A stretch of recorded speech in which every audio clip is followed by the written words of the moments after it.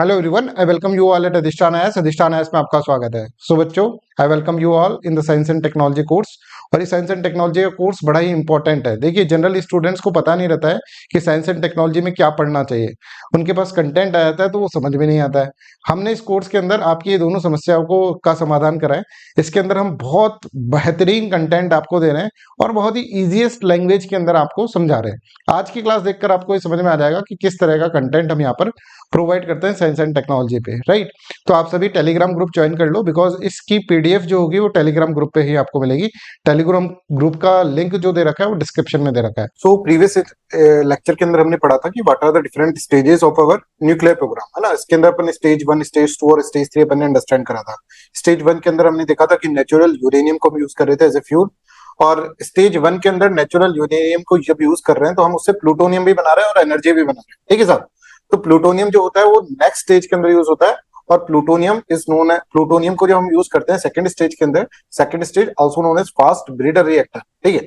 उस second stage के अंदर हम प्लूटोनियम के चारों तरफ यूरेनियम डाल देते हैं साहब, यूरेनियम 238, और प्लूटोनियम से जो न्यूट्रॉन्स निकलते हैं वो यूरेनियम के बढ़ते हैं और प्लूटोनियम और प्रोड्यूस कर देते हैं, राइट।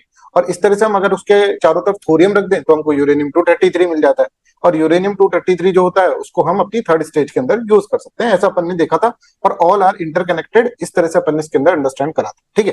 अब देखिए, यूरेनियम जो होता है, राइट, वो यूरेनियम 235 वो आपको पता है कि फिसाइल है, राइट। और थोरियम से डायरेक्टली यूरेनियम 233 मिलता है जो कि अपने आप में एक फिसाइल है, राइट। तो थोरियम अगर प्रोग्राम हमारा डेवलप हो जाए ना तो बहुत बढ़िया काम हो जाए हमारा, क्योंकि थोरियम के अंदर से जो यूरेनियम आपको मिलेगा वो बहुत सारा मिलेगा, ठीक है। आप देखेंगे 1 kg of thorium will give you 20 kg of uranium, right. तो वो बहुत बढ़ा जाएगा अगर अपना थोरियम वाला प्रोग्राम डेवलप हो जाता है तो, राइट। अब थोरियम से अपन को यूरेनियम 233 मिलता है, तो उसके अंदर जो डायरेक्टली एक तो अपन को फिसाइल मिल रहा है और बहुत सारा अपन को मिल रहा है, तो दैट इज गुड प्रोग्राम। और लास्ट स्टेज पर जब हम आ जाएंगे तो हम बहुत ज्यादा, अगर आप देखेंगे, न्यूक्लियर के अंदर प्रोग्रेस कर जाएंगे। बट आप ये भी देखिए कि हमारा न्यूक्लियर प्रोग्राम अभी इतना ज्यादा प्रोडक्टिव नहीं चल रहा है। अगर हम देखेंगे तो बहुत कम परसेंटेज है जो कि अपन पढ़ेंगे, आई थिंक 3 से 4% of energy we are producing through the nuclear, right. जो हम एनवायरमेंट में जब रिन्यूएबल एनर्जीज पढ़ेंगे तब हम उसको अंडरस्टैंड कर लेंगे, राइट। अब हमको एक गवर्निंग स्ट्रक्चर इसके अंदर अंडरस्टैंड करना है, बट बिफोर दैट देखिए, एक अभी अपन ने ये कलापक्कम तमिलनाडु के अंदर, ठीक है, एक कमेंसमेंट ऑफ कोल्ड लोडिंग हुआ है, ठीक है। इंडिया का first indigenous fast breeder reactor, ठीक है। इसका एक तरह से फर्स्ट 5 रिएक्टर का भी कोर लोडिंग हुआ है। कोर मतलब जिसके अंदर से फिर एनर्जी प्रोड्यूस होगी, और फिर जो होता है ना, कोर जो होता है रिएक्टर का, वो अपन ने इसके अंदर बनाया, राइट। तो खैर अभी कमेंसमेंट हुआ है इसका, देखते हैं कब तक ये चलता है, कब तक ये होता है स्टार्ट। और इसका एक प्रोटोटाइप टाइप का हमने बनाया, मतलब एक तरह से आप देख ले ट्रायल मोड के अंदर अभी ये है फास्ट ब्रीडर रिएक्टर, राइट। चलिए, तो अब हम गवर्निंग स्ट्रक्चर पढ़ते हैं साहब। इसका गवर्निंग स्ट्रक्चर के ऊपर भी क्वेश्चन पूछे जा सकते हैं, राइट। तो देखो, डिपार्टमेंट ऑफ एटॉमिक एनर्जी एक होता है जो कि इसको पूरा का पूरा गवर्न करेगा, अपना एटॉमिक प्रोग्राम को और न्यूक्लियर प्रोग्राम को, राइट। अब डिपार्टमेंट ऑफ एटॉमिक एनर्जी आपको अगर मैं पूछूं किस मिनिस्ट्री में आएगा, तो सोचकर बताओ कौन सी मिनिस्ट्री में आ सकता है department of atomic energy. Anybody in the class, without Google it, without googling it, right. आप मेरे को बताओ डिपार्टमेंट ऑफ एटॉमिक एनर्जी, दिमाग लगा के बताओ कौन सी मिनिस्ट्री के अंदर आ सकता है।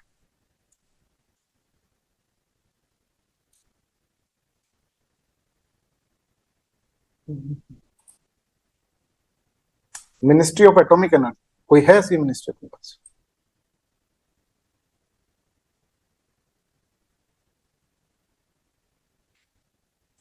ये ना कोई भी मिनिस्ट्री के अंदर नहीं आता। सिर्फ याद करने के लिए आपसे ऐसे पूछा गया था, department of atomic energy is directly under the PMO office, prime minister office के अंदर डायरेक्टली ये होता है, किसी मिनिस्ट्री का पार्ट नहीं है। ये पूछ सकते हैं आपसे ministry of science and technology है क्या है ना, मिनिस्ट्री ऑफ मिनरल्स है क्या, राइट। ऐसे इसके अंदर पूछ सकते हैं, फिर डिपार्टमेंट ऑफ एटॉमिक एनर्जी किसी मिनिस्ट्री के अंदर नहीं आ रहा, ये आपको इसके अंदर याद रखना है। तो हमको एक्चुअली 2-3 बॉडीज के बारे में इसको पढ़ रहे हैं। डिपार्टमेंट ऑफ एटॉमिक एनर्जी के बारे में पढ़ना है, फिर हमको एटॉमिक एनर्जी कमीशन के बारे में पढ़ना है, फिर AERB atomic energy regulatory board के बारे में पढ़ना है।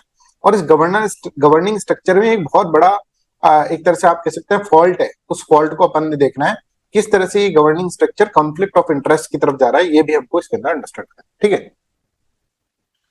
तो आप यहाँ पे गवर्निंग स्ट्रक्चर देखोगे तो पीएमओ है, prime minister office, prime minister office के अंदर डीएई है, फिर एटॉमिक एनर्जी कमीशन है, राइट। फिर एटॉमिक एनर्जी एक्ट के अंदर एक से एटॉमिक एनर्जी कमीशन बना है, और फिर एक AERB, atomic energy regulatory board, right. और इसमें कंफ्लिक्ट ऑफ इंटरेस्ट वाला एंगल भी अपन को देखना है, ये अपन को समझना है सारा का सारा, राइट। तो मेंस में कभी क्वेश्चन आ जाता है कि भाई हमारे बताओ क्या क्या स्ट्रक्चर है, एटॉमिक एनर्जी का क्या स्ट्रक्चर है हमारा, ठीक है, गवर्निंग स्ट्रक्चर, तो आप लिखोगे और उसको जो प्रॉब्लम है इसके अंदर कंफ्लिक्ट ऑफ इंटरेस्ट की, वो भी आप इसके अंदर दिखाओगे। तो आइए समझते हैं what is this all about. देखो, डिपार्टमेंट ऑफ एटॉमिक एनर्जी, ये हमारा सेटअप करा गया प्राइम मिनिस्टर ऑफिस के अंदर एक डिपार्टमेंट, और हमने कहा कि सारा का सारा जो होगा atomic energy will be control by this only, right. I hope this is clear to everyone. और इसी से एटॉमिक एनर्जी से रिलेटेड हमने 1948 के अंदर ही, 1948 के आजादी के थोड़े दिन बाद ही हमने एक एटॉमिक एनर्जी एक्ट बना दिया, एटॉमिक एनर्जी एक्ट। तो उस एक्ट से काफी चीजें अपन इसके अंदर देखते हैं, राइट। अच्छा, डिपार्टमेंट ऑफ एटॉमिक एनर्जी, इसके अंदर कुछ पीएसयूज है, ठीक है, आप समझ सकते हो, पब्लिक सेक्टर एंटरप्राइजेस जो होती है, पब्लिक सेक्टर यूनिट्स है, जिसके अंदर दो बहुत इंपॉर्टेंट पीएसयू है, एक है एनपीसीआईएल और एक है भाविनी। These are known as operators, ये ऑपरेटर्स हैं। ऑपरेटर्स मतलब जो कि न्यूक्लियर रिएक्टर बनाएंगे, न्यूक्लियर रिएक्टर चलाएंगे, इनका काम ये है न्यूक्लियर रिएक्टर बनाना, ये बनाते हैं न्यूक्लियर रिएक्टर, ठीक है। इसका NPCL nuclear programme, nuclear power corporation of India limited, और भाविनी का है भारतीय नाभिकीय विद्युत निगम लिमिटेड, ऐसा कुछ है इसका, है ना। तो अपन इसके अंदर देख लेंगे एनपीसीआईएल, भाविकी, मतलब ये ऑपरेटर्स हैं, ये कंपनीज हैं, पब्लिक सेक्टर यूनिट्स, जो कि क्या कर रही हैं, जो कि न्यूक्लियर रिएक्टर बना रही है भारत के अंदर, न्यूक्लियर रिएक्टर बनाने का काम कर रही है, ठीक है। डिपार्टमेंट ऑफ एटॉमिक एनर्जी पूरा का पूरा इसको देख रहा है, तो अपन इसके बारे में पढ़ लेते हैं पहले डिपार्टमेंट ऑफ एटॉमिक एनर्जी के बारे में, फिर हम एटॉमिक एनर्जी कमीशन अपन समझेंगे, what is atomic energy commission, right. चलो, तो देखो, अब अबाउट डिपार्टमेंट अगर हम देखें, department of atomic energy was set up under the direct charge of prime minister through a presidential order, ठीक है, ऑन 3 अगस्त 1950 डिपार्टमेंट बनाया भाई, राइट।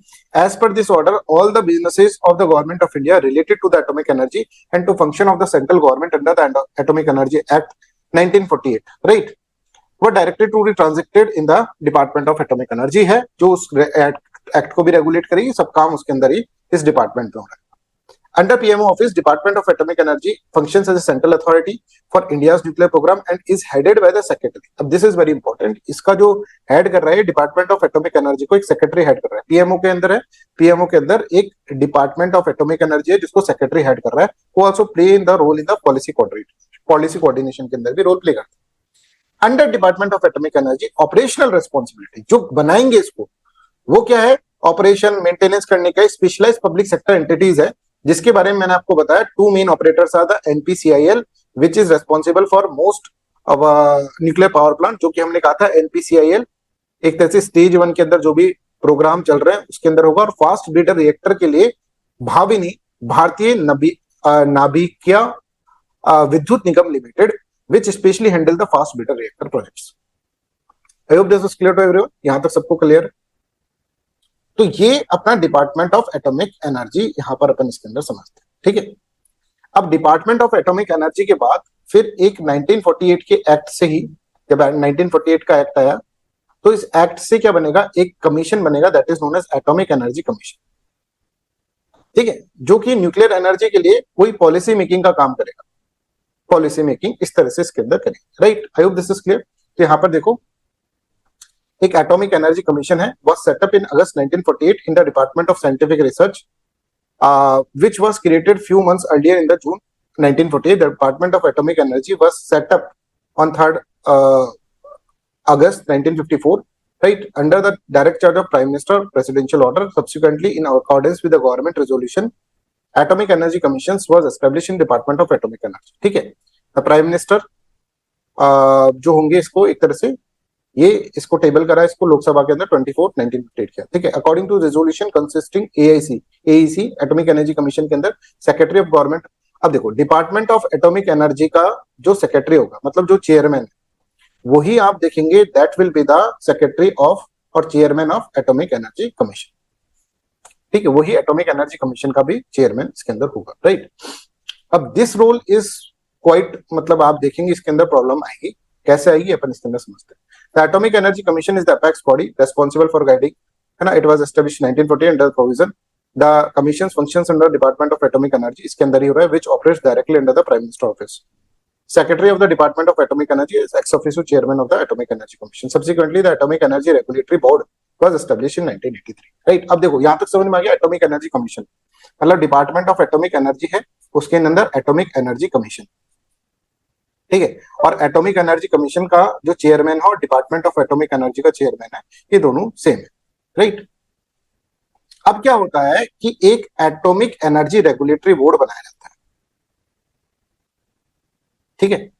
ये क्या देखेगा, ये देखेगा कि भाई जो ऑपरेटर्स बना रहे हैं ना, उनकी जिम्मेदारी होनी चाहिए. कोई भी न्यूक्लियर एक्सीडेंट हो जाए तो हम ऑपरेटर्स को क्या करें, ये एईआरबी का है, एटॉमिक एनर्जी रेगुलेटरी बोर्ड का ये है कि वो पता लगा ले भाई, कोई भी अगर मान लीजिए रेडिएशन निकले न्यूक्लियर रिएक्टर से तो इसको पता लग जाए और ये एक तरह से ये बता दे कि भाई देखो इस तरह से रेडिएशन निकल रहे है ना, इतने सारे न्यूक्लियर रिएक्टर्स हम बना रहे हैं, उसमें हो सकता है किसी में लीकेज निकल जाए. तो अगर ये लीकेज निकल जाता है तो कौन रेस्पॉन्सिबल होगा इसके लिए, बताओ.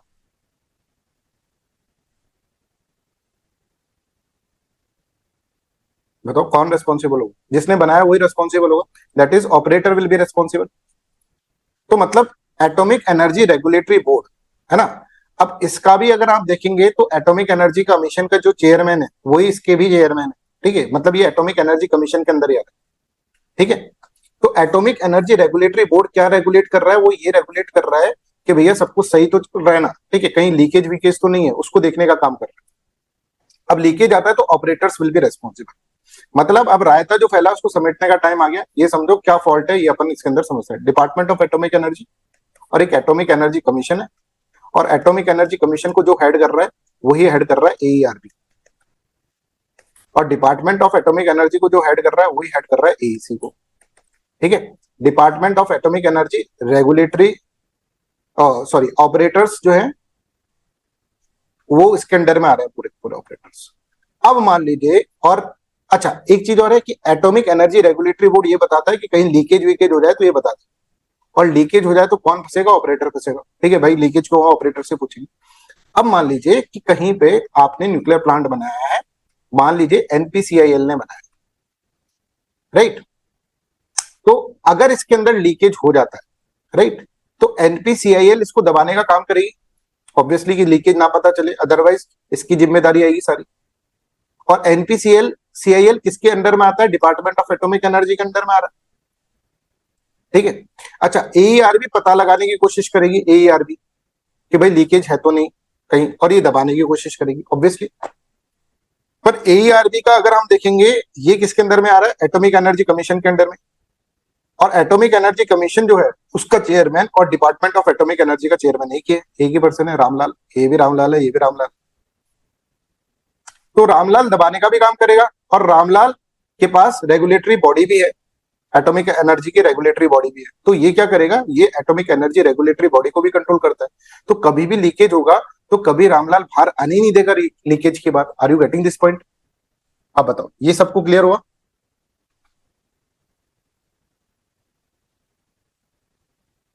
जल्दी से बता दो चैट सेक्शन के अंदर.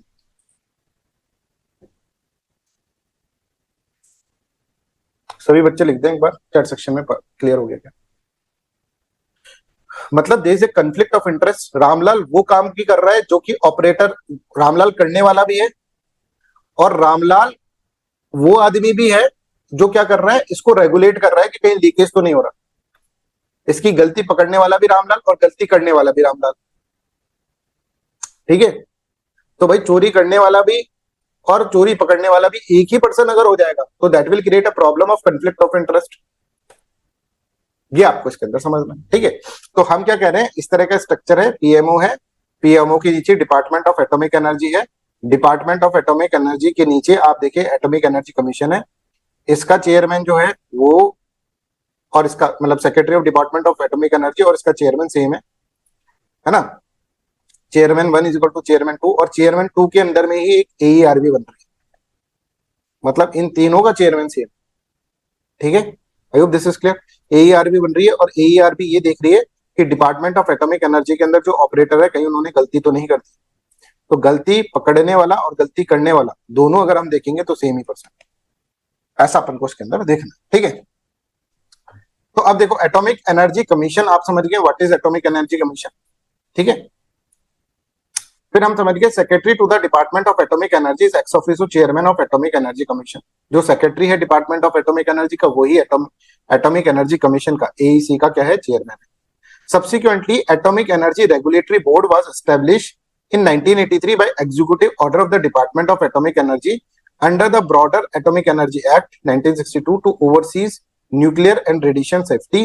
It functioned under the control of Atomic Energy Commission. Atomic Energy Commission के कंट्रोल में है, पर एटॉमिक एनर्जी के कमीशन के अंदर भी रामलाल है ना, ये एटॉमिक एनर्जी और जो department of atomic energy. I hope you are getting this point, है ना। थोड़ा सा ये पॉइंट को समझने की जरूरत है, पर आप लोगों को समझ में आ गया होगा ये पॉइंट, राइट। अब एटॉमिक एनर्जी रेगुलेटरी बोर्ड ये क्या है, ये secretary of the department of atomic energy functions as ex officio chairman of atomic energy commission ensuring close coordination between the policy and the administration, ठीक है। Legal foundation of this structure provided by the atomic energy act 1962, 1948 का ही बाद में 1962 के अंदर उसको revive कर दिया गया, मतलब अमेंडमेंट करके 1962 का एक्ट बना दिया गया, which empowered the central government to regulate nuclear energy and the related activity. Mission of AERB is to ensure the use of ionizing radiations and nuclear energy in India does not cause undue risk to the health of the people. ये इसको देखना है, right? AERB shall have the authority to administer the function of the Factories Act 1948, the industrial safety for the units of the Department of Atomic Energy as per the section 23, ठीक है। ये सब its headquarters is situated in the Mumbai के अंदर इसका headquarter. और इस board के अंदर आप देखें, board comprises of 6 members of which 2 are full time members including the chairman, the other whole time members जो है एग्जीक्यूटिव डायरेक्टर्स और ये सब चीजें आप इसके अंदर पढ़ लेना, इसका कंपोजिशन। अब देखो AERB is not the autonomous body but the government have said that it has function autonomy but critics demand it should have de jure autonomy. इसको अलग से देखो, रेगुलेटरी जो होता है ना उसको, और जो कर रहा है जिसको रेगुलेट कर रहा है उसको बिल्कुल कंप्लीटली सेपरेट होना चाहिए। इन दोनों को कंप्लीटली सेपरेट होना चाहिए। It should be highly independent body, तभी जाकर ये लीकेजेस और ऐसा कोई डैमेज होगा उसको ये बता पाए, ठीक है। दूसरा AERB के अंदर जो बंदे होते हैं वो सारे के सारे डिपार्टमेंट ऑफ एटॉमिक एनर्जी से आते हैं, तो सेम ही बंदे हैं। It is not mandatory for AERB to notify all nuclear incident and accident. कोई मैंडेटरी भी नहीं दे रखा है कि AERB को बताना पड़ेगा। जो AERB को लगेगा वो उसको बताएगा, अदरवाइज नहीं बताएगा। तो कोई भी नहीं बताएगा, क्योंकि AERB के अंदर जो बंदे हैं वो डिपार्टमेंट ऑफ एटॉमिक एनर्जी के हैं, और department of atomic energy he operators को कंट्रोल कर रहा है। तो कोई सवालिया निशान उठेगा तो ऑपरेटर्स के ऊपर, मतलब डिपार्टमेंट ऑफ एटॉमिक एनर्जी के ऊपर उठाए, और डिपार्टमेंट ऑफ एटॉमिक एनर्जी के बंदे इसके अंदर दे रखे। तो ऐसा कोई सेपरेशन नहीं है इसके अंदर, है ना, जो कि एक independent regulator should be independent body, ठीक है। A key concern in the Indian nuclear governance structure is the potential conflict of interest arising from the institutional overlap, where the Department of Atomic Energy exercises influence over both the operators and the Atomic Energy Regulatory Board. दोनों के ऊपर इसका क्या influence है, operator को भी ये संभाल रहा है डिपार्टमेंट ऑफ एटॉमिक एनर्जी, और एटॉमिक एनर्जी रेगुलेटरी बोर्ड को भी ये संभाल रहा है, ठीक है। मतलब एटॉमिक एनर्जी रेगुलेटरी बोर्ड जो एटॉमिक एनर्जी कमीशन के अंदर है उसको भी संभाल रहा है। Since the role of the operator and the regulator are inherently antagonistic, such overlap raises concern about the impartial oversight, ठीक है। अब इसके लिए क्या है, national safety regulatory authority bill हम लेकर आए थे, फिर 2015 में वापस रीइंट्रोड्यूस करा, बट अभी तक ये इसके अंदर हुआ ही नहीं है। अगर ये हो जाएगा तो AERB जो होगा ना वो एक तरह से इंडिपेंडेंट बॉडी हो जाएगी, जिसके अंदर एक रेगुलेटरी मैकेनिज्म जो होगा वो स्ट्रेंथन होगा, ठीक है। I hope this is clear to everyone. यहां तक आपको इसके अंदर समझ में आना चाहिए, ठीक है। तो अब हम ये समझ गए, एक तो डिपार्टमेंट ऑफ एटॉमिक एनर्जी है, फिर एक एटॉमिक एनर्जी कमीशन है, और एटॉमिक एनर्जी रेगुलेटरी बोर्ड है, ठीक है। एटॉमिक एनर्जी कमीशन जो है वो बना है एक्ट से, ये जो बना है दैट इज एग्जीक्यूटिव रेजोल्यूशन से 1983 के अंदर, ठीक है। इसका चेयरमैन सेम है, और ये इसके अंडर में आता है। तो AERB is in directly in control of department of atomic energy. यहाँ के सारे बंदे जो होते हैं 95% जो इसका स्टाफ है that is coming from the department of atomic energy, और department of atomic energy is controlling the operators, मतलब ऑपरेटर्स इनकी जिम्मेदारी है, NPCIL को पावर नहीं, ठीक है। I hope this is clear to everyone. तो चलो ये क्वेश्चन करो sir.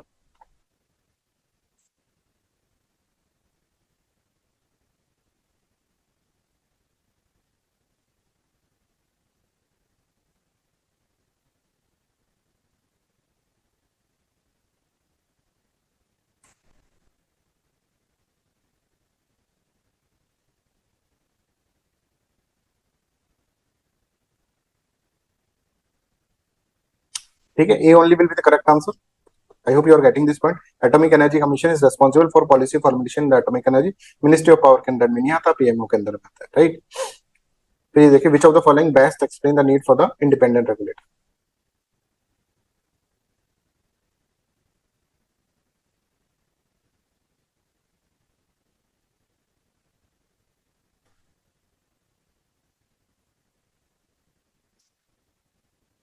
B will be correct. To separate regulatory in the operational function. 14th करो.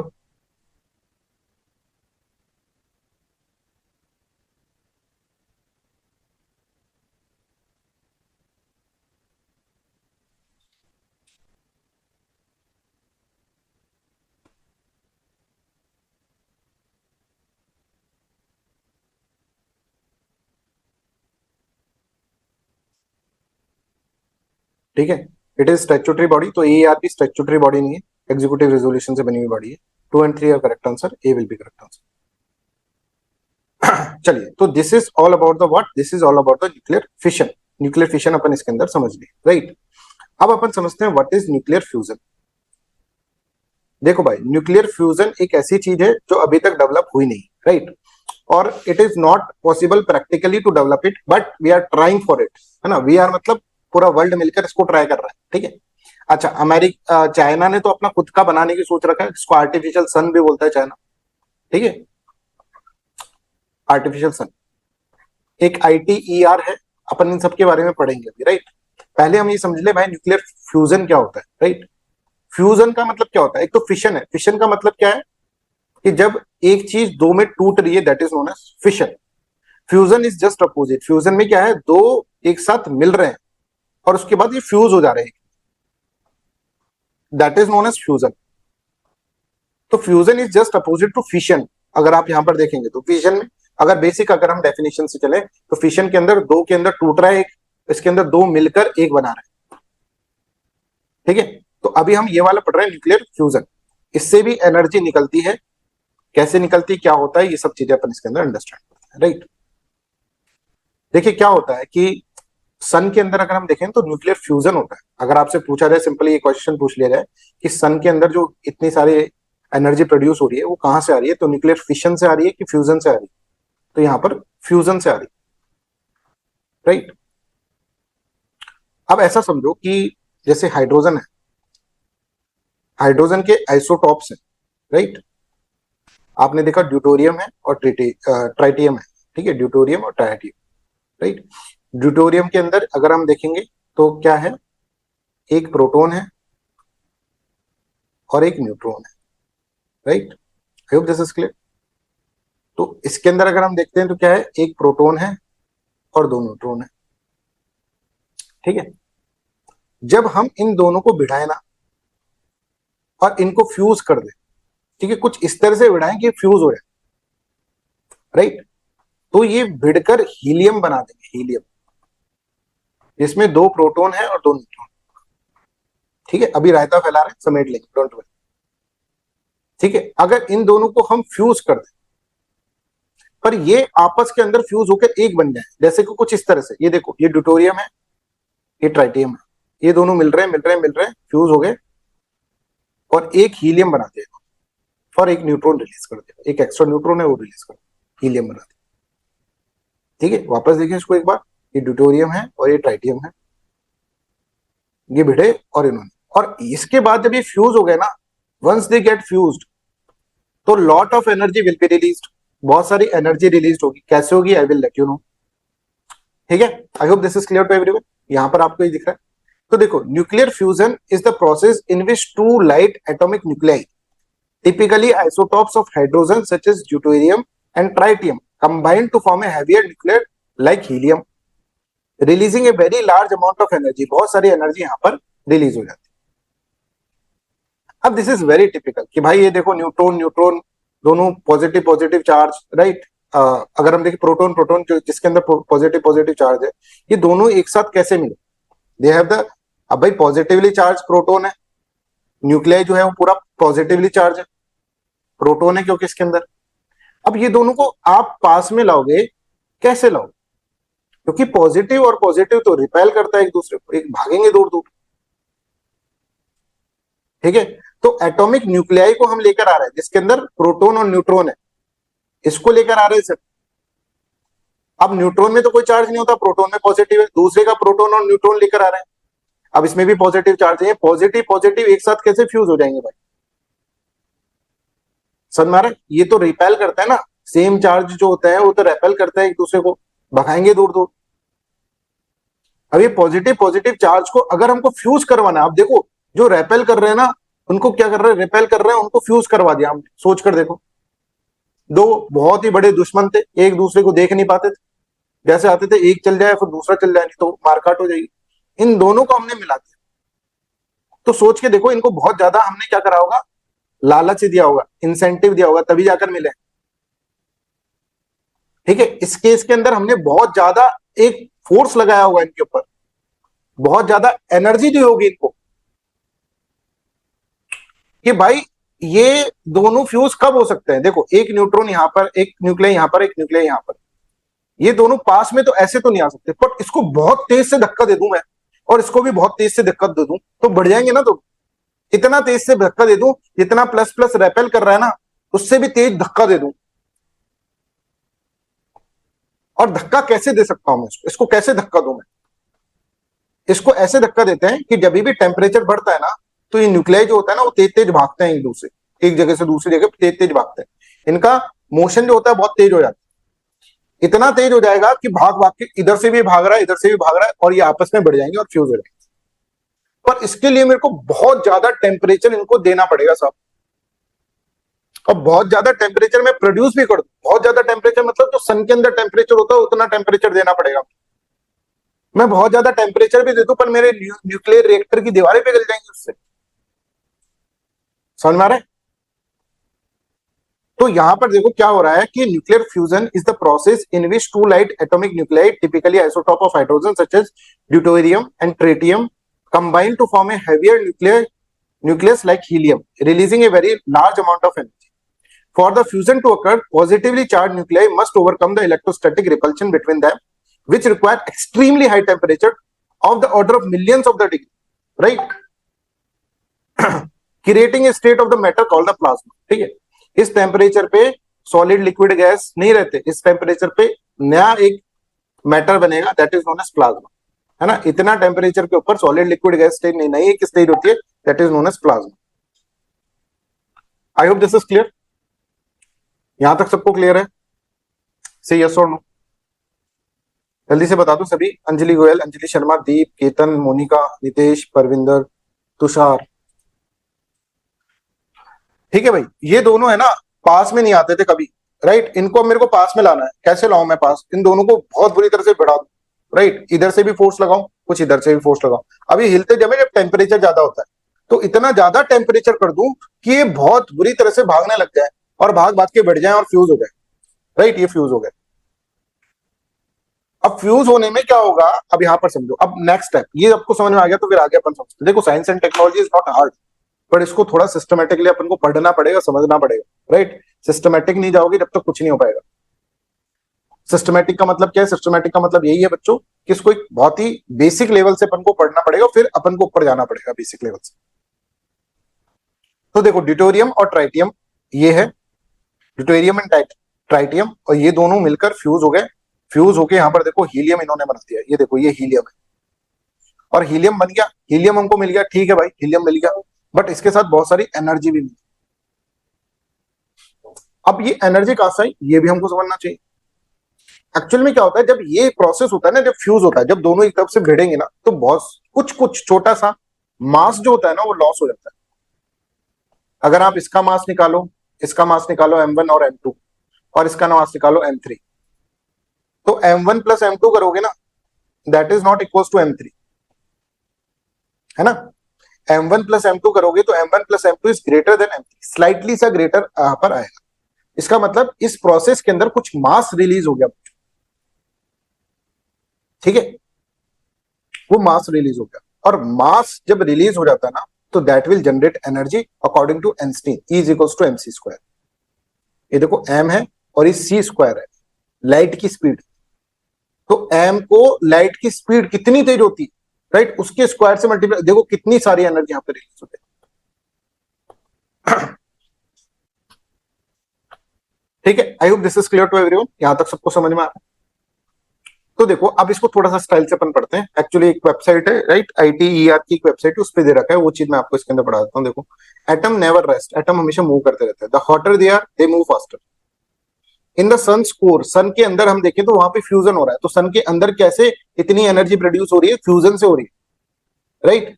वेयर द टेम्परेचर रीच 15, अगर आप देखें 15 लाख डिग्री सेल्सियस, ठीक है, 15 लाख डिग्री सेल्सियस टेम्परेचर है।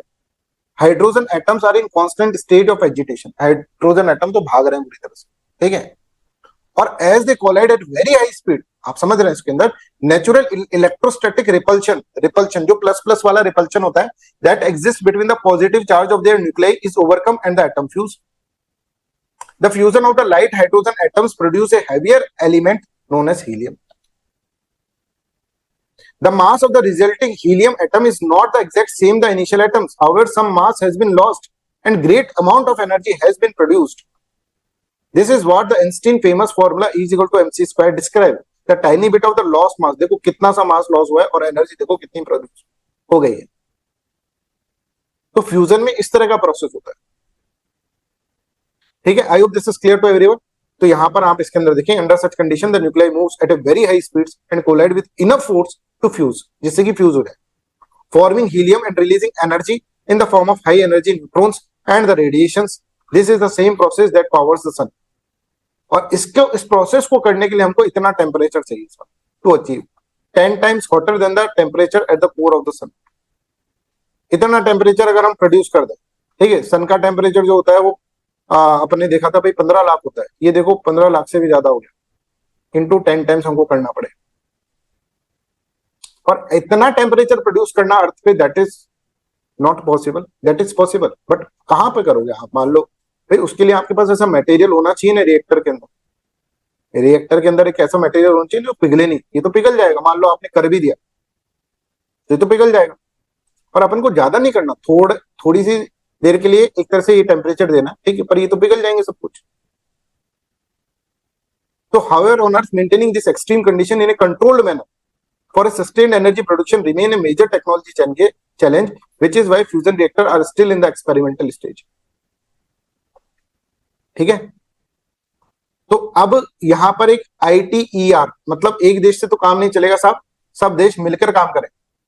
तो approximately 34 plus nations are there in this, जो मिलकर काम कर रहे हैं, जिसमें मेजर नेशंस जो है 8 नेशंस आर देयर, जिसमें इंडिया भी है। और ये क्या कर रहे हैं? ये एक तरह से न्यूक्लियर फ्यूजन क्रिएट करने की कोशिश कर रहे हैं, ठीक है। और this is known as ITER, international thermonuclear experiment, ठीक है। तो यहां पर देखो इन, अच्छा कहां पर है ये इस तरह की मशीन्स लगा रखी है यहाँ पर, राइट। ये कहां पर है? ये साउथ फ्रांस में, फ्रांस के अंदर है। 34 plus nations are collaborating to build the world largest tokamak. अब टोकामैक क्या होता है ये अपन को इसके अंदर अंडरस्टैंड करना पड़ेगा, व्हाट इज टोकामैक, ठीक है। A magnetic fusion device that has been designed to prove the feasibility of fusion. इसके कारण फ्यूजन होगा और इससे बहुत सारी carbon free source of energy निकलेगी, जो हमारे लिए बढ़िया काम होगा इसका, राइट।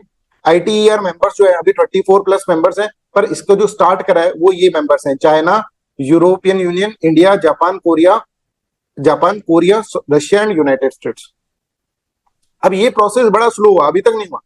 चाइना बेचारा रूठ गया, चाइना ने कहा मैं खुद का बना लूंगा भैया, तुमसे नहीं बन पाएगा। इसने खुद का एक प्रोजेक्ट बना लिया जिसको आर्टिफिशियल सन बोलते हैं।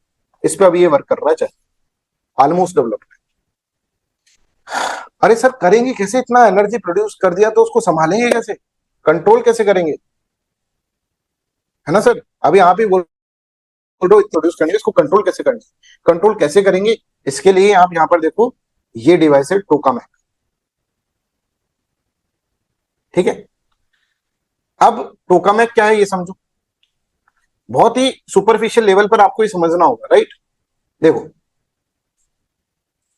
यहां पे मान लो आपने टेम्परेचर प्रोड्यूस कर दिया, ठीक है, मतलब वो प्लाज्मा की फॉर्म के अंदर होगा वो मटेरियल। इतना अगर आप देखेंगे इतने ज्यादा प्रोड्यूस करोगे तो प्लाज्मा के फॉर्म के अंदर होगा।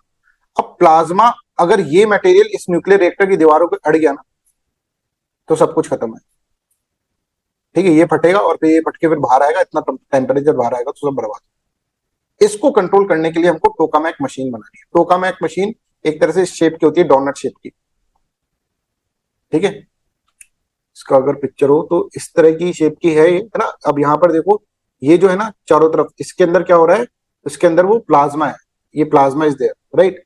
प्लाज्मा है और बीच में एक मैग्नेटिक फील्ड जनरेट कर रखा है। मतलब कुछ ऐसा समझो आप, जैसे कि मान लो, ये मान लो कि है ना वॉल्स है, इसके रिएक्टर की वॉल्स है, इस तरह से। कैसे करें,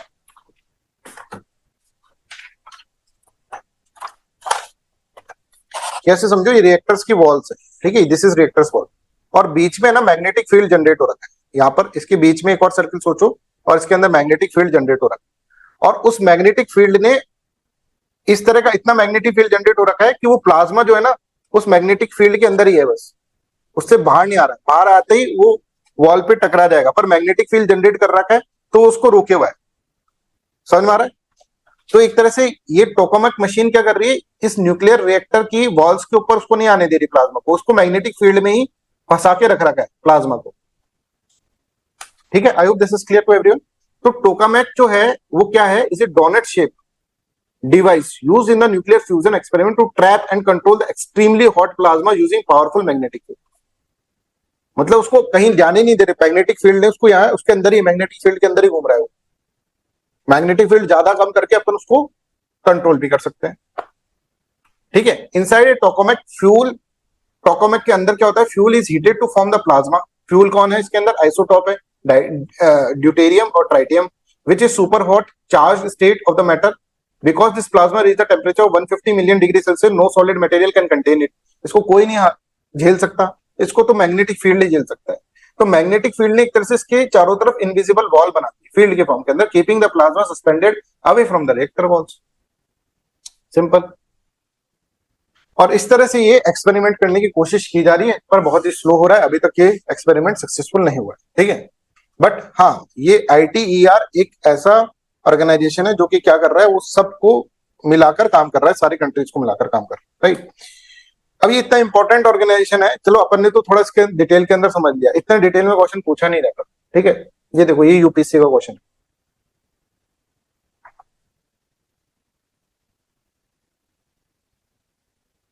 ठीक है, southern France will be the right answer, अभी मैंने आपको बताया फ्रांस के अंदर है। ठीक है, बस फैक्चुअल क्वेश्चन। ये देखो दूसरा UPSC का क्वेश्चन,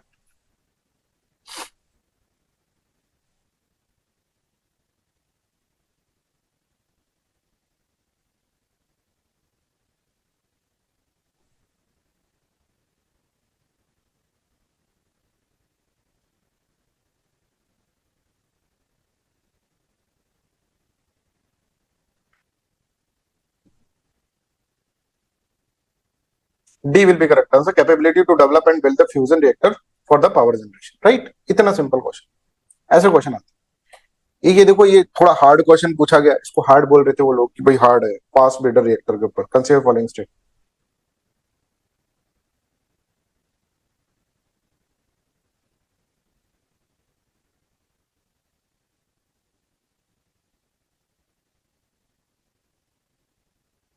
ठीक है, तो C3, ऑल थ्री। अभी आपके पास जो नॉलेज आ रही है साइंस एंड टेक्नोलॉजी की, सबसे बेस्ट नॉलेज आ रही है आपके पास, प्लीज ट्राई टू अंडरस्टैंड।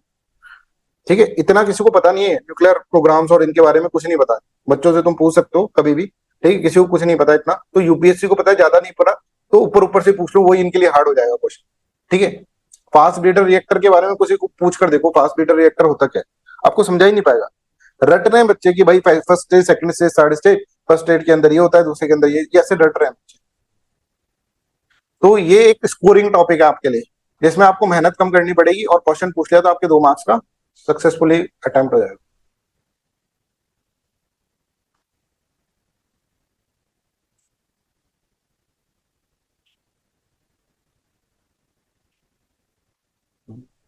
ये 18th क्वेश्चन है, तो ये UPSC में नहीं पूछा, बट बहुत सारे एग्जाम्स के अंदर ऐसे पूछा गया है क्वेश्चन, दूसरे एग्जाम्स। ठीक है, thorium is far more abundant in nature than the uranium, that is correct. ठीक है, taken in the equal amount thorium can generate more energy compare to the natural uranium, that is also correct. C will be correct answer. ठीक है, तो यहां पर अपना nuclear fission और fission और न्यूक्लियर फ्यूजन ये कंप्लीट हो गया, राइट। अब हमको थोड़ा सा इसके अंदर इंटरनेशनल रिलेशंस का टॉपिक है, वो भी अपन यहीं पे कर लेते हैं, राइट। वैसे तो आपको मैं मोरल लेस के अंदर पढ़ा ही दूंगा करंट अफेयर्स में, बट एक बार हो रहा है तो साथ साथ कर लो, तो एक दिमाग के अंदर स्ट्रक्चर बन जाएगा। मतलब हम ये समझ रहे हैं कि न्यूक्लियर प्रोग्राम जो है ना दैट इज गुड, ठीक है, अभी तक हम देखें तो प्रोग्राम इज गुड, बट दोधारी तलवार है भाई, है ना, इसके कुछ बेनिफिट है तो नुकसान भी है। नुकसान हमने देखा हिरोशिमा नागासाकी, और हो सकता है हमारे जन्म के अंदर, हमारी तो ये जनरेशन ही ऐसी है, इसने सब देखना है, इसको है ना भगवान ने वरदान देके भेजा है कि बेटा तुम कभी, ऐसा है कि तुमको सब दिखाऊंगा, कोविड-19 से लेकर न्यूक्लियर बॉम्ब से लेकर सब कुछ दिखाऊंगा तुमको, टेंशन मत लो तुम, ठीक है, रिसेशन से लेकर सब कुछ, ग्लोबल फाइनेंशियल रिसेशन देख ही लिया, कोविड-19 देख ही लिया, डिमोनेटाइजेशन नोट ही बंद हो गए वही देख लिया अपन ने, राइट, कोविड-19 देख लिया, राइट, फिर हमने अभी न्यूक्लियर बॉम्ब हो सकता है देख लें, राइट, जिस हिसाब से चल रही हैं चीजें उस हिसाब से तो जा रहा है ना उसी डायरेक्शन में। भाई देखो ईरान झुकेगा नहीं, उसको तो मतलब नहीं है, वो तो कहेगा कि मार दो मेरे को आज, नहीं तो कल के मरे अभी मर जाए, वो ऐसा है। और अमेरिका इसलिए नहीं रुक सकता कि भाई ईरान था कि रुक गया, फिर तो उसके कोई मतलब ही नहीं है, अमेरिका के अंदर एग्जिस्टेंशियल क्राइसिस आ जाए कि यार कैसा है पूरा, क्या पावर है फिर ये, है ना, कैसे सुपर पावर, फिर तो बहुत दिक्कत हो जाएगी। तो अमेरिका झुकेगा नहीं, ईरान झुक नहीं रहा, ठीक है, अमेरिका की इज्जत का सवाल आ गया, ईरान को मतलब ही नहीं है कुछ, खुद की जीवन से ही मतलब नहीं है उसको, उसको क्या मारोगे आप।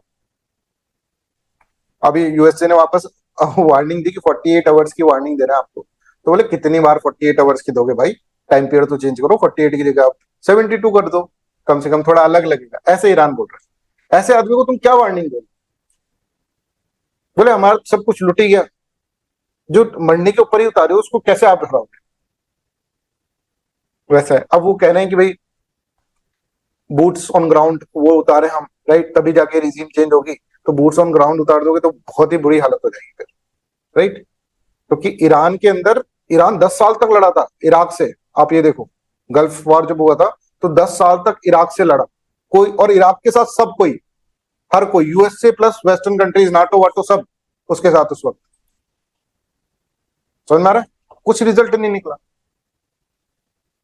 एक तो इतना बड़ा कंट्री है ईरान, यानी छोटा सा नहीं है कंट्री, ईरान बड़ा कंट्री, राइट, अगर आप देखें तो फैला हुआ कंट्री, राइट, तो उसके अंदर बहुत सारे लोग हैं, अब लोग इतने सारे हैं, राइट, प्लस अब देखो यूरोपियन यूनियन, यूरोपियन नेशंस के अंदर देखें तो बहुत कम लोग हैं, और छोटे छोटे कंट्रीज है, वो बड़ा कंट्री है, पहाड़ी वाला इलाका है, टेरियन बड़ी डिफिकल्ट है, राइट, इतना सारा पहाड़ उसके अंदर है, तो उसके अंदर बूट्स ऑन ग्राउंड करते हैं अब तो दिक्कत ही हो जाएगी बहुत, राइट, ऐसा सब बोल रहे हैं, बट पता नहीं क्या होगा।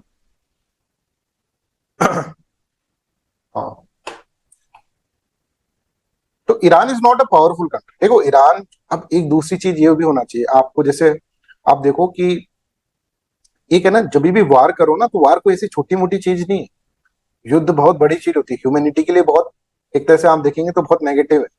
तो वार के अंदर ये होता है कि आपकी फिक्स टारगेट होना चाहिए भाई आपके पास, कि ये टारगेट है हमारे पास, राइट, कुछ होना चाहिए, मतलब एक स्ट्रैटेजी इज वेरी इंपॉर्टेंट, ऐसे नहीं कल को तुम कुछ बोल रहे हो परसों कुछ बोल दो फिर तीसरे दिन कुछ बोल दो, एक स्ट्रैटेजी होनी चाहिए। आप कितनी भी बड़ी पावर हो, अगर आपके पास स्ट्रैटेजी नहीं है तो you can not win the war, ये ईरान वाले इसके अंदर दिखा है, और ईरान के पास एक बहुत बढ़िया स्ट्रैटेजी है। ईरान ने कहा ये क्या करेंगे, हमारे लीडर्स को मारेंगे, उसने अपना डिसेंट्रलाइज कर रखा पूरा सिस्टम, ठीक है, खैर चलिए अब इन बात करेंगे इसके अंदर ईरान वाला जो सिस्टम है ना, ये पूरा एक वीडियो बना दूंगा 15-20 ज्यादा 15 मिनट का, जिससे आपको सारा का सारा इसके अंदर हो जाएगा, राइट, समझ में आ जाएगा क्या चल रहा है, 15-20 मिनट का बना दूंगा, वही देख लो बस, रोज की रोज है ना बॉल टू बॉल कमेंट्री मत देखा करो प्लीज, ये हो गया आज, ये हो गया आज, इतने उड़ा दिया आज, इतना उड़ा दिया, कोई कुछ नहीं पूछेगा, लास्ट के अंदर प्लेसेस इन न्यूज में मैं आपको पढ़ा दूंगा, इससे रिलेटेड कौन कौन सी प्लेसेस है उनको आप देख जाना बस। यूपीएससी के लिए बहुत लिमिटेड नॉलेज की रिक्वायरमेंट होती है, राइट, ये मिर्च मसाला जो है वो किसी और, मतलब आपके पास टाइम नहीं है इतना देखने का इसके अंदर। चलो अब कुछ ट्रीटीज पढ़ते हैं अपन, ट्रीटीज न्यूक्लियर, अब देखो न्यूक्लियर तो बड़ा खराब चीज है भाई, क्योंकि इसमें तो हमने जब एनर्जी पंखा चलाया तब तो हमें बहुत अच्छा लगा है, वो क्या हवा दे रहा है बिना कार्बन रिलीज करे, कार्बन डाइऑक्साइड रिलीज, पर जब हम हिरोशिमा और नागासाकी के ऊपर देखते हैं तो हमें ये दिखता है कि भैया ये तो बहुत ही खराब चीज है। The devastation caused by the bombing of the Hiroshima and Nagasaki, तो लोगों को आगे लोगों ने कहा कि भाई 1945 में जब उन्होंने देखा कि इंसान के इंसान पिघल गए, राइट, खड़े खड़े पिघल गए, समझ में आ रहा है, तो वो जो है जब ये देखा और इतना ज्यादा उसका डिवास्टेटिंग इफेक्ट हुआ, और आज तक उसका इफेक्ट देखा जा रहा है, जापान के अंदर, हिरोशिमा नागासाकी के अंदर। तो हमें समझ में आ गया यार बहुत बुरा ये चीज है। अगर मान लो आज अमेरिका ने चला दिया, कल दूसरे, ऐसे ये मतलब ऐसे नहीं कि भाई AK-47 लगाई और निकाल कर चला दी, ये बहुत ही खराब चीज है। ये कम से कम दुनिया में फैले तो ठीक है, और इस चीज को कि कम से कम दुनिया में फैले, ठीक है, तो मतलब कि न्यूक्लियर प्रोलिफरेशन को हमको रोकना होगा। न्यूक्लियर का फैलने का मतलब होता है न्यूक्लियर प्रोलिफरेशन। तो न्यूक्लियर प्रोलिफरेशन को हमको रोकना होगा, इसके लिए कुछ ट्रीटीज करी गई, इंटरनेशनल ट्रीटीज, ठीक है। तो आप यहां पर देखेंगे न्यूक्लियर प्रोलिफरेशन और the spread of nuclear weapon and technology has been a major concern और global security concern since the development of the atomic bomb during the World War II. The devastations caused by the bombing of Hiroshima and Nagasaki in 1945 prompted global effort to regulate and control the nuclear weapons. Right?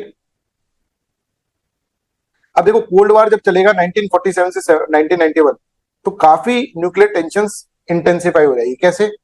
अब इनके अंदर क्या है, इनको लगता है जैसे मान लीजिए यूएसए है और ये यूएसएसआर है। अब मान लीजिए यूएसए ने न्यूक्लियर बम बना रखा है, ठीक है, इसने 10 बना रखे, तो यूएसएसआर सोचेगा यार 10 बना लिए उसने, चल मैं 11 बनाता हूँ। ये सोचेगा यार इसने 11 बना ली, चल मैं 12 बना लेता हूँ। अरे चल मैं 20 बना लेता हूँ, अरे भाई इसने 20 बना ली, चल मैं 21 बना। और ऐसे आप देखेंगे तो एक मैड रेस के अंदर ये अलझ गए, और इनके पास इतने न्यूक्लियर बम हो गए इन दोनों के पास कि धरती को कम से कम तो हजारों बार खत्म कर सकते हो उससे। राइट? तो ये दोनों के पास बहुत इकट्ठे हो गए, यूएसए यूएसएसआर और इनके पास। अब दूसरी चीज ये भी है कि अगर किस कोई कंट्री है, राइट, वो न्यूक्लियर प्रोड्यूस कर लेती है ना, न्यूक्लियर बॉम्ब जैसा की टेक्नोलॉजी प्रोड्यूस कर लेती है ना, तो उसके ऊपर दूसरी कंट्री एक तरह से दबाव नहीं बना पाई। अब वेस्टर्न कंट्री तो बहुत पहले से कॉलोनाइजेशन के टाइम पीरियड से ही दबाव बनाने का काम कर रही है, वहीं से उनका जीवन चलता है। यूएसए प्लस यूरोप पूरा देख लो तो वेस्टर्न कंट्रीज क्या है, दूसरों का खाओ, है ना, दबाव बना बनाकर। जैसे हमको कॉलोनी बनाकर हमारा पूरा रॉ मटेरियल और ये कॉलोनाइजेशन करा, तो हमारा डी इंडस्ट्रियलाइजेशन कर दिया, खुद का इंडस्ट्रियल रिवोल्यूशन चला दिया, है ना। तो ये भी चाहती हैं, वेस्टर्न वर्ल्ड ये चाहता है कि ज्यादा ना फैले भाई। अगर मान लो सबके पास हो गया, मान लो आज ईरान के पास न्यूक्लियर बॉम्ब होता तो इनकी हिम्मत होती इतनी इसके ऊपर अटैक करने की। अब इसको दबा क्यों रहे, इसीलिए दबा रहे। इराक के ऊपर क्यों, सद्दाम हुसैन के पास अगर न्यूक्लियर बॉम्ब होता तो यूएसए थोड़ी ना इसके ऊपर। तो यूएसए प्लस पूरा वेस्टर्न वर्ल्ड कहता है कि भाई, वेस्टर्न वर्ल्ड में कुछ कंट्रीज जो कि पावरफुल कंट्री, वो कहती है कि भैया हमारे पास होना चाहिए बस, और किसी के पास ना हो। तभी तो, राइट, डंडा हमारे पास होना चाहिए, दूसरे के पास भी डंडा हो गया तो फिर उसको कैसे मारोगे तुम। समझ आ रहा है? तो इसलिए भी न्यूक्लियर प्रोलिफरेशन को रोकने की चीजें चली, और इसीलिए जो भी ट्रीटीज हुई ना, उसमें बड़ा ही बायसनेस देखा। आप देखें एनपीटी के अंदर बहुत बायसनेस है, अभी मैं आपको बताऊंगा कैसे बायसनेस है। सीटीबीटी के अंदर बहुत बायसनेस। कहते हैं कि भाई हम तो रखेंगे, तुम हटा दो अपना। ऐसा कैसे? ऐसे न्यूक्लियर प्रोलिफरेशन हम तो रखेंगे, तुम सब हटा दो। तो बहुत ही ज्यादा डिस्क्रिमिनेटरी ट्रीटी। अब इनके पास डंडा आ गया, अब ये चाहते हैं किसी और के पास डंडा नहीं है। ये भी एक न्यूक्लियर प्रोलिफरेशन रोकने के लिए, ये भी एक पीछे मोटिव है। समझ में आ रहा है? तो ये सब चीजें हम पढ़ेंगे, या तो ऐसा डिसाइड हो, भारत ऐसे कहता है, आप देखना अभी बेसिक डायमेंशंस मैं आपको बता देता हूँ, फिर अपन आगे चलकर समझेंगे। भारत ऐसे कहता है कि भैया चलो ठीक है, बैठो सब एक जगह, सारे अपने न्यूक्लियर ले आओ और सबको नष्ट कर दो, जीरो न्यूक्लियर होना चाहिए। जबकि यूएसए रशिया ऐसे कहते हैं नहीं नहीं साहब, आप सब ले आओ, जो है ना छोटे मोटी कंट्रीज वो सब ले आओ, हम जो है 4-5 कंट्री उनके पास होगा और किसी के पास नहीं होगा। अब इंडिया बोले भाई ये क्या बात हो गई, तुम हमसे कह रहे हो कि हम अपना न्यूक्लियर स्टॉक पाइल जो है वो खत्म कर दें, और तुम सब रखोगे, बस 4-5 कंट्रीज के पास होगा बस। समझ में आ रहा है? न्यूक्लियर वेपन स्टेट्स के पास। तो यहां पर देखो दिक्कत है कि सब, अब अमेरिका मतलब सारे के सारे बैठकर ये डिसाइड, ये नहीं करना चाह रहे कि हम सब अपना पूरा का पूरा जो है वो हटा दें, अपना न्यूक्लियर स्टॉक हटा दें। कुछ कंट्रीज जो हैं जो कि कहती हैं अपने आप को, जैसे यूनाइटेड स्टेट्स हो गए इसके अंदर, रशिया हो गई इसके अंदर, यूनाइटेड किंगडम, ब्रिटेन, फ्रांस और चाइना, ये कहते हैं कि भैया हम अपने पास अपना न्यूक्लियर वेपन रखेंगे, बाकी सब जो है ना वो अपने न्यूक्लियर वेपन नष्ट कर दो।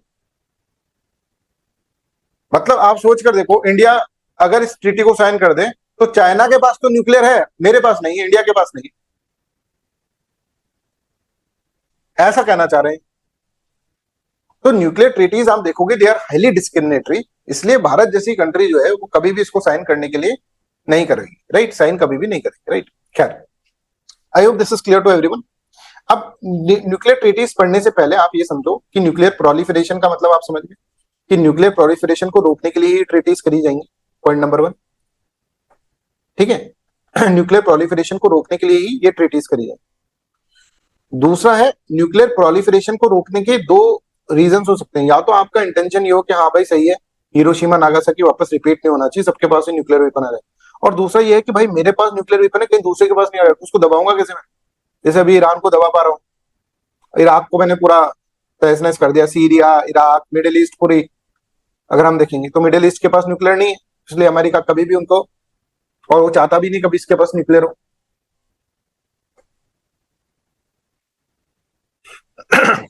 ठीक है ना, I hope this is clear to everyone. अभी हम इन ट्रीटीज के बारे में पढ़ेंगे, डिस्क्रिमिनेटरी ट्रीटीज, और आप कहोगे ये क्या बात हो गई सर, ये क्या ट्रीटी हुई, हम क्यों साइन करें इसको, आप खुद कहोगे ऐसे।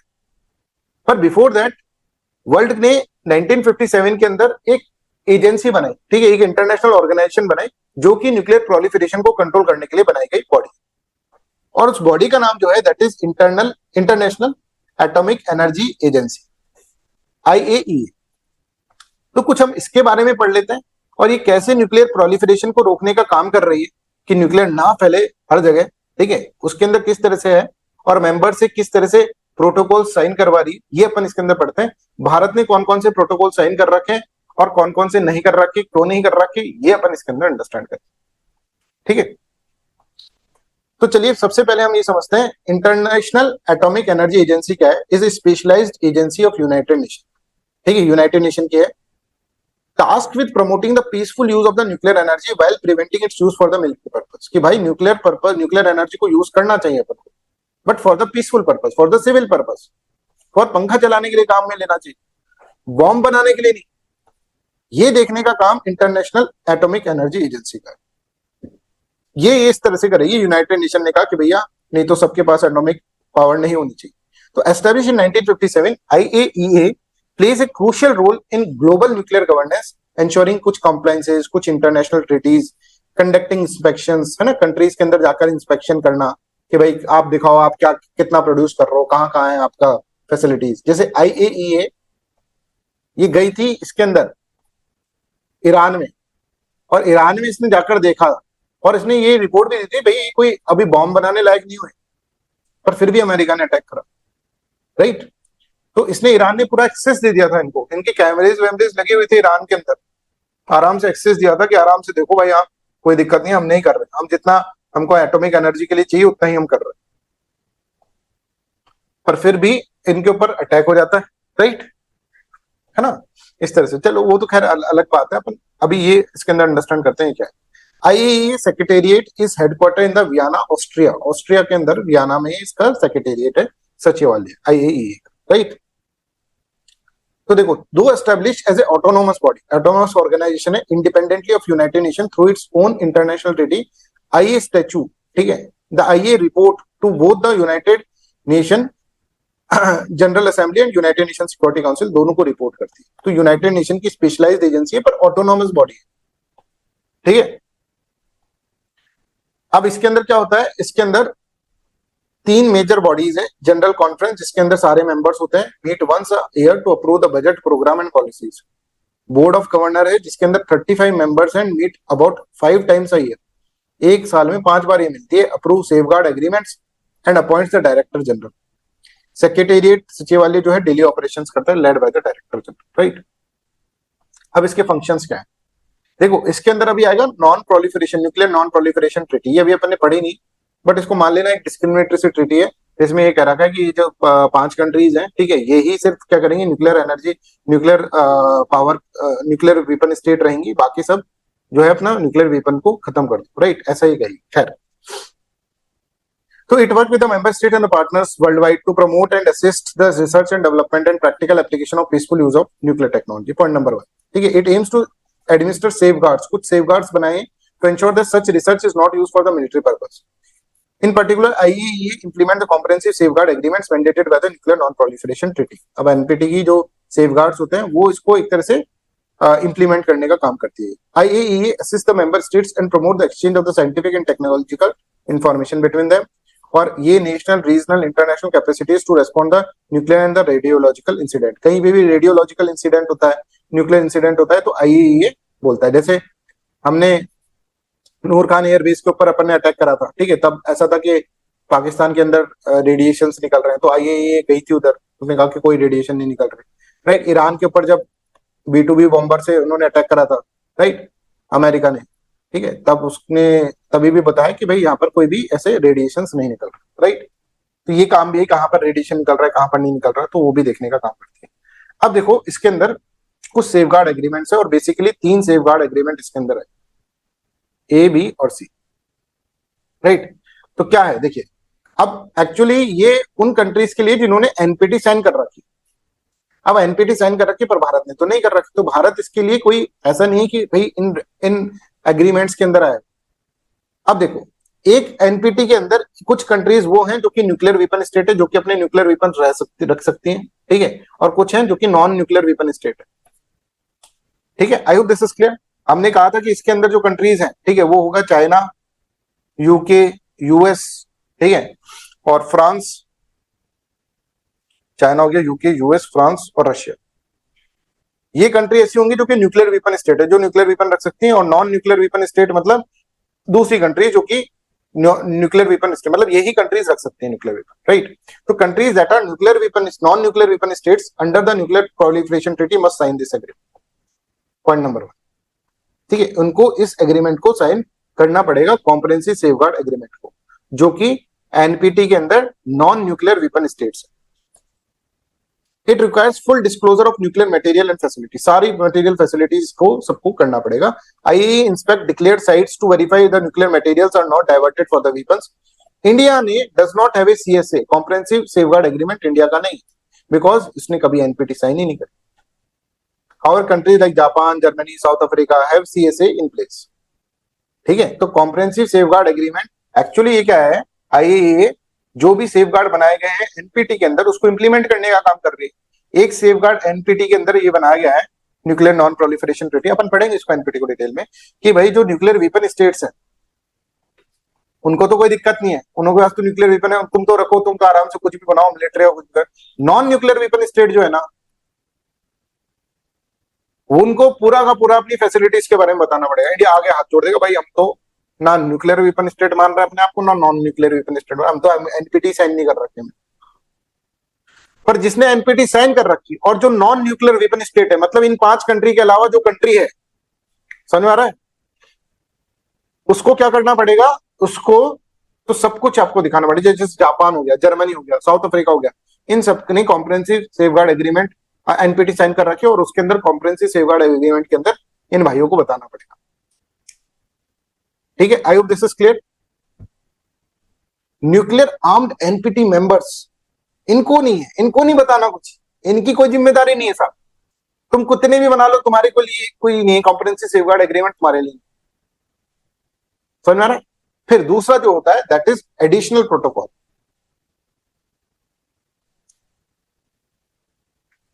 दूसरा जो होता है ना, ए पढ़ लिया अपने, कॉम्प्रिहेंसिव सेफगार्ड एग्रीमेंट।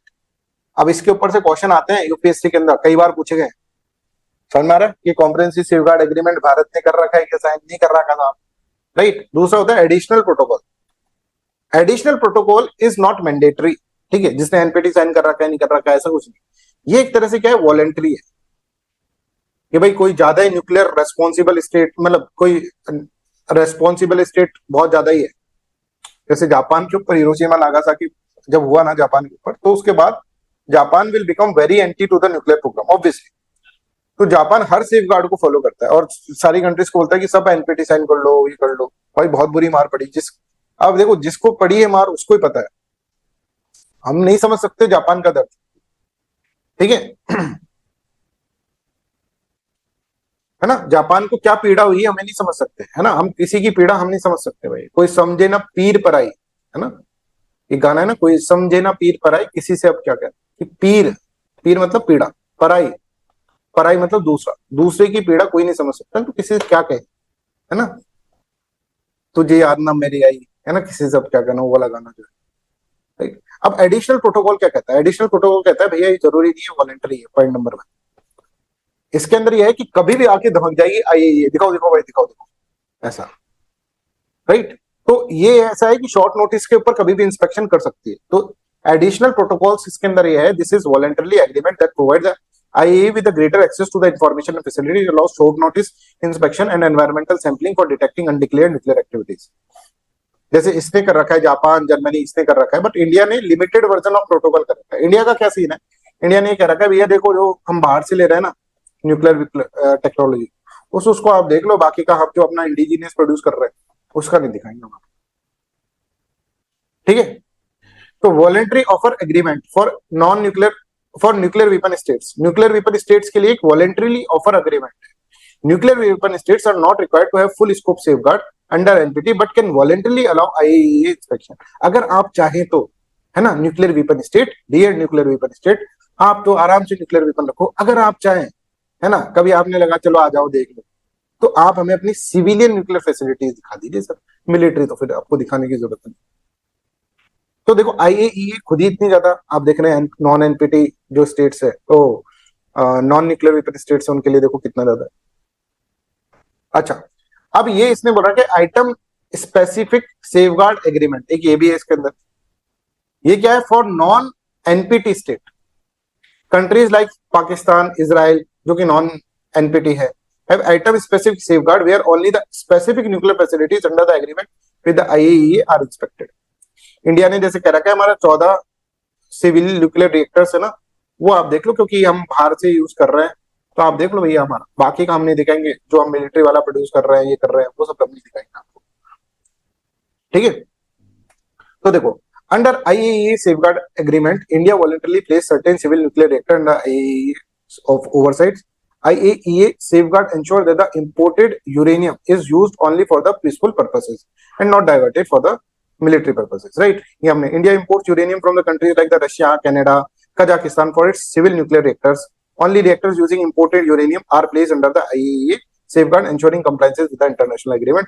बाकी हम जो भी कुछ कर रहे हैं, इंडिजीनियस यूरेनियम रिजर्व को यूज करके कर रहे हैं, प्लूटोनियम बना रहे हैं, वो कर रहे हैं, थोरियम को यूज कर रहे हैं, वो सबका हम नहीं दिखाएंगे सब। तो दूसरी कंट्रीज है, क्योंकि दूसरी कंट्रीज फिर हमको देंगी नहीं, तो बोले हम दे रहे हैं तो कम से कम आईएए को आकर देखने तो क्या कर रहे हो तुम वहां पर। बोले ठीक है साहब, दूसरी कंट्रीज काम करेंगे, बाकी का नहीं करेंगे। चलो भाई ये क्वेश्चन करो।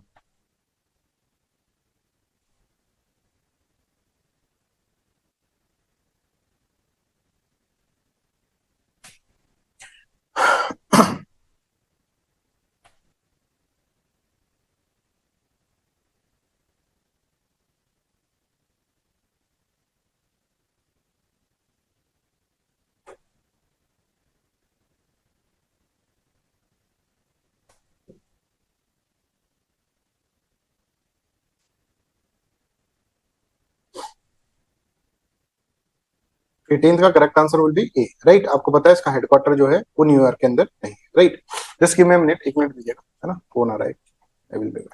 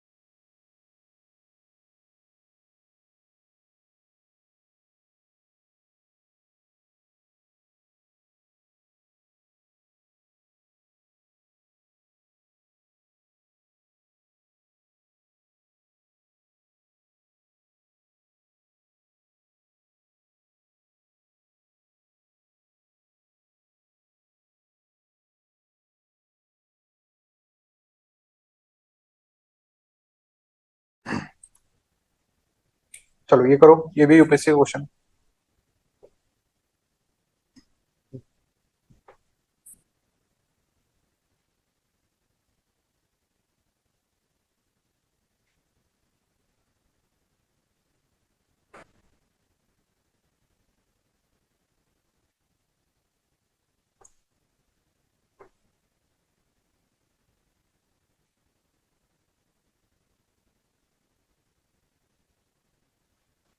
ठीक है ना, समझ में आ रहा है सबको? तो उसके प्रोटोकॉल्स पे क्वेश्चंस आ रहे हैं यूपीएससी के अंदर, है ना। एक और क्वेश्चन कर लो। अरे ये कर लिया ना आप लोगों ने, सॉल्व है ना। किसी को कोई डाउट है इसके अंदर तो प्लीज आंसर।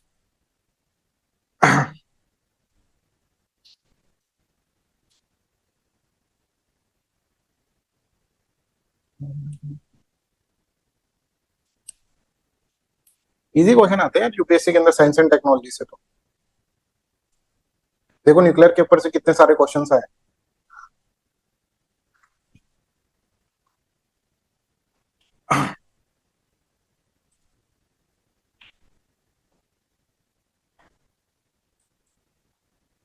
ठीक है।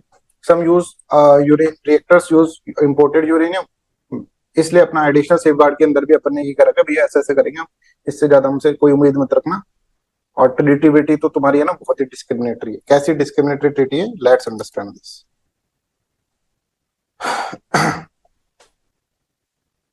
न्यूक्लियर प्रोलिफरेशन ट्रीटी, अब सबने सोचा कि भाई नॉन प्रोलिफरेशन ट्रीटी है ना, nuclear non proliferation treaty, NPT का मतलब ये है, राइट। एक इंटरनेशनल ट्रीटी है जिसका ऑब्जेक्टिव ये था कि भाई न्यूक्लियर वेपन का स्प्रेड कम से कम हो और पीसफुल यूज के लिए ही हो, है ना। और to further the goal of achieving nuclear disarmament and general and complete disarmament अपन करें, राइट। तो इन्होंने भाई एक डेट ली, 1 जनवरी 1967। ठीक है, 1 जनवरी 1967 से पहले जिसने भी अपना न्यूक्लियर वेपन डेवलप कर लिया उनको बोला जाएगा न्यूक्लियर वेपन स्टेट्स। 1 जनवरी 1967 से पहले। और 1 जनवरी 1965 के बाद जिन्होंने भी अगर न्यूक्लियर वेपन अपना डेवलप करा है उसको बोला, या फिर जिन्होंने कराया नहीं कराया उनको नॉन न्यूक्लियर वेपन स्टेट बोला जाए। ठीक है। तो एनपीटी के अंदर एक कैटेगराइजेशन जिसके अंदर एक डेट दे रखी है 1 जनवरी 1967, और 1 जनवरी 1967 से पहले साहब इनने करा था, यूनाइटेड स्टेट्स ने, रशिया ने, यूके ने, फ्रांस ने और चाइना। इनको हमने बोला न्यूक्लियर वेपन स्टेट। ठीक है, जिसने भी न्यूक्लियर एक्सप्लोसिव डिवाइस को टेस्ट कर लिया है बिफोर 1 जनवरी तो उसको हम न्यूक्लियर वेपन स्टेट बोलते हैं। और बाकी सबको non nuclear weapon state, non nuclear weapon state और एनपीटी के अंदर न्यूक्लियर वेपन स्टेट, और जो हो गए बाकी के नॉन न्यूक्लियर वेपन स्टेट। अब एनपीटी अगर आपने साइन कर रखी है तो नॉन न्यूक्लियर वेपन स्टेट जो है ना, अब देखो कितनी डिस्क्रिमिनेटरी है, मतलब यार हाईली देखते ही पता चल रहा है। ये तो है ना भाई, कभी भी न्यूक्लियर वेपन को एक्वायर नहीं करेंगे, ये अपने न्यूक्लियर वेपन होंगे सबको खत्म कर देंगे और कुछ एक्वायर नहीं करेंगे। और न्यूक्लियर वेपन स्टेट आराम से अपने न्यूक्लियर वेपन्स को रख सकते हैं, मतलब ये 5 कंट्री के अंदर न्यूक्लियर वेपन होगा पूरे वर्ल्ड में और किसी के पास नहीं। ये लोग ये वादा करेंगे कि भैया हम तुम सबको न्यूक्लियर एनर्जी देंगे पीसफुल पर्पस के लिए। हम 5 कंट्री रेस्पॉन्सिबल कंट्री हो गई। क्यों रेस्पॉन्सिबल क्यों हो गई? 1 जनवरी 1967 से पहले हमने प्रोड्यूस कर लिया इसलिए रेस्पॉन्सिबल होगी। वाह भाई वाह, बहुत बढ़िया बात। हमने पहले कर लिया ना तो हमारे पास होगा। ऐसा नहीं है कि हम करेंगे नहीं डिसआर्मामेंट, हम भी करेंगे डिसआर्मामेंट, पर कोई डेट नहीं बताई। ठीक है, जब तक राम मंदिर नहीं बना था ना तब तक बीजेपी को ऐसे क्रिटिसाइज करते थे, मंदिर बनाएंगे पर डेट नहीं बताएंगे, राइट। ऐसे न्यूक्लियर वेपन स्टेट कह रहे हैं हम भी कंप्लीट डिसआर्मामेंट कर देंगे भैया, हम भी एलिमिनेट कर देंगे कंप्लीट। पर अभी तक आज तक उन्होंने कभी भी डेट नहीं बताई कि इस डेट को कर दो। तुम तो अभी कर दो, ट्रीटी साइन करो और कर दो खत्म। I hope this is clear to everyone.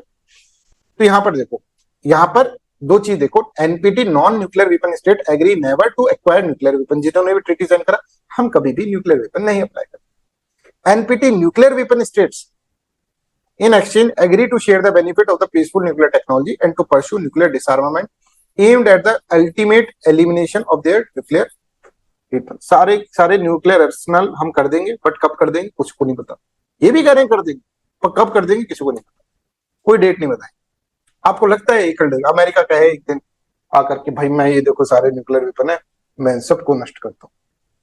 Mahatma Gandhi जिंदाबाद। फिर रशिया आ रहा है पीछे पीछे, भाई मैं भी कर, चाइना कह रहा है अरे भाई मेरे को भी क्या काम, right. Under the treaty nuclear weapon state oblige not to transfer, nuclear weapon state जो होंगे ना वो ट्रांसफर नहीं करेंगे पोजीशन और control to any recipient nuclear weapon or other nuclear explosive device and not in any way to assist, encourage or induce non nuclear weapon state to manufacture. हम किसी को ना मैन्युफैक्चर करने के लिए कोई प्रमोट नहीं करेंगे और ना ही हमारा अपना न्यूक्लियर वेपन देंगे किसी को। इंडिया ने कहा भाई क्या चल रहा है, पागल वागल हो गए क्या, चक्कर है, इतना आर्बिट्री, इतना डिस्क्रिमिनेटरी, इतना वेग। भाई ये तो इंटरनेशनल हायरार्की बना दी आपने, हमारे पास है तुम्हारे पास नहीं। और कैसे पुचकार पुचकार के बोल रहे हैं भाई हम भी कर देंगे खत्म, किसी जमाने में कर देंगे, कब कर देंगे पता नहीं, कब कर देंगे साहब। India supports the international treaty aimed at the non-proliferation since they were selectively applicable to the non-nuclear weapon powers and legitimize the monopoly of the 5 nuclear weapon state। Bharat ने न्यूक्लियर वेपन 1974 के अंदर करा, भारत कहेगा भैया मैं तो नॉन न्यूक्लियर वेपन स्टेट में चला गया। और तुमने ऐसा क्या कर लिया भाई, 1967 से पहले कर लिया तो क्या हो गया, वाह भाई ये क्या हुआ, ये क्या क्राइटेरिया। तो मतलब हैव और हैव नॉट्स। भाई किसी ने, भाई किसी के अंदर ऐसा हो कि भाई हम कभी भी न्यूक्लियर वेपन कभी नहीं चलाएंगे, बस हमने तो ये तो देखने के लिए रख रखा है, ऐसे करके कुछ बोले नहीं भाई, क्योंकि हमने 1 जनवरी 1967 से पहले करा है तो हम न्यूक्लियर वेपन स्टेट, बाकी सब नॉन न्यूक्लियर वेपन स्टेट। आप सबको हम नहीं करेंगे प्रमोट कभी भी, पीसफुल पर्पस के लिए हम देते रहेंगे, आप सबको प्रमोट करेंगे पीसफुल। और फिर हम एक दिन ऐसा आएगा, पता नहीं कब आएगा, कि हम भी अपने न्यूक्लियर वेपन्स को टाटा बाय बाय कर देंगे। तो भारत ने कहा कि भैया ये सब फालतू की बातें मत करो, आइदर ऑल 5 न्यूक्लियर नेशंस, ठीक है, डी न्यूक्लियराइज और every nation have the right to possess the nuclear, या तो किसी के पास नहीं होगा या सबके पास होगा। ठीक है, I hope this is clear to everyone. तो इस तरह से इसके अंदर यहाँ पर बातचीत हुई, आई होप दिस इज क्लियर। अब इसके आगे फिर अपन कल पढ़ लेते हैं, बिकॉज फिर ज्यादा हो जाएगा, राइट। कल वही 3 क्लासेस आपकी चलेगी, राइट, और 3 क्लासेस चलेंगी आपकी, और सभी बच्चे टेस्ट दे दें। प्रार्थना है आप लोगों से टेस्ट दे दो भाई, टाइमली। टेस्ट दे नहीं रहे, इधर उधर की चीजें करने लग जाते हो तुम लोग, ठीक है। टेस्ट दो, जो भी आपके टेस्ट हो रहे हैं, that is the most beneficial thing, right. अब हम, अभी आपका वेडनेसडे को टेस्ट हुआ था, फिर ऑफिस संडे को टेस्ट हो गया, फिर वेडनेसडे को टेस्ट ले लेंगे, पर उसके लिए पहले संडे वाला तो करो भाई तुम।